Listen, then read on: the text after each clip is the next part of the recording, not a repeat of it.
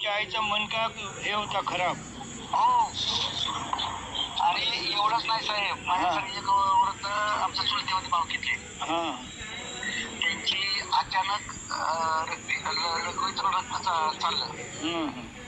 तसला माणूस वर गेला बापरे. आणि अक्षरशः कसं तरी मला ती घाबरलो. मी परत त्यांना हे केलं, दोस्तर बदललं, हे सगळं केलं आणि फक्त यमुनेचं नदीचं स्नान केलं.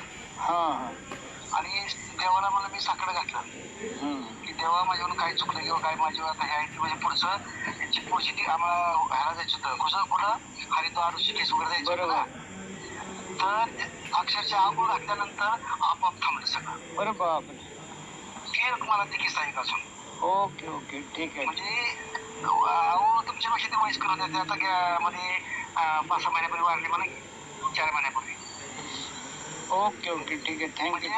म्हणजे तुमच्या शरीराची काही हे घेऊ नका. नाही तुम्ही आता म्हणजे आता टेन्शनच नाही, कारण समविचारी समजून घेणारी व्यक्ती असली की नाही तर मग ते चाल माझ्या मागं धावत, चाल माझ्या मागं धावत.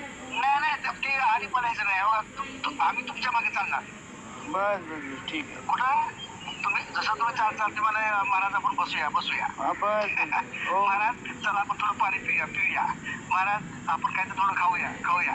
महाराज चला चहा पिऊया. म्हणजे असं एन्जॉय करायचं. हा चला आपण थोडं बसूया इथं जरा, असं करता यायचं. ओके ओके ठीक आहे. म्हणजे त्याला काही होत नाही. आणि बराच कसं आहे, बराच काही प्रवास आहे तो सरळ चालत आहे. ओके हा असं काही गडबड नाही. पायऱ्या आहे घ्या, परंतु त्यांचे ते हे जे आहेत घोडे आहेत का, घोड्याला चालायसाठी ते हे केलं असतात ना. हो पोरगी बोलली त्याच्यामुळे तो रस्ता खराब आहे. कोण?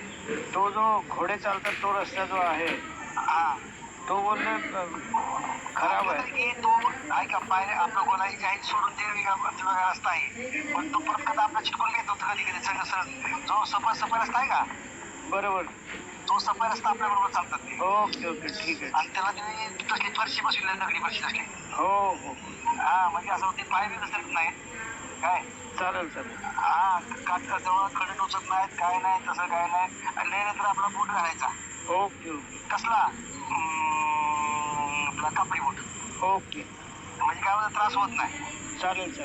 हा म्हणजे पायाला खडे म्हणा, कुठं काय टोचत नाही, काय त्रास होत नाही ना की काय. ओके आपलं काय जास्त पाणी जास्त घ्यायचं नाही, वर बाटल्या मिळतात. ओके ठीक. हा जरा घेतलं तर आपण जाताना 2 बाटल्या घेऊन जाऊ. हो हा कसं काय अडचण नाही, निवांत बिनधास्त जाऊ. हो ओके हा चालतंय.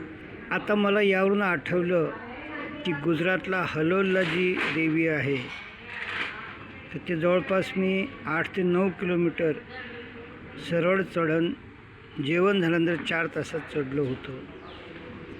तर वैष्णोदेवीला भले 12 तास जाणं आणि 12 तास येणं असा माझा प्रवास राहील. किंबहुना जिथं थकलो तिथून परत कटरा स्टेशनला जरी गेलो आणि ते समोरचं दृश्य पाहिलं तरी मला वैष्णोदेवीला गेल्याचा आनंद वाटेल.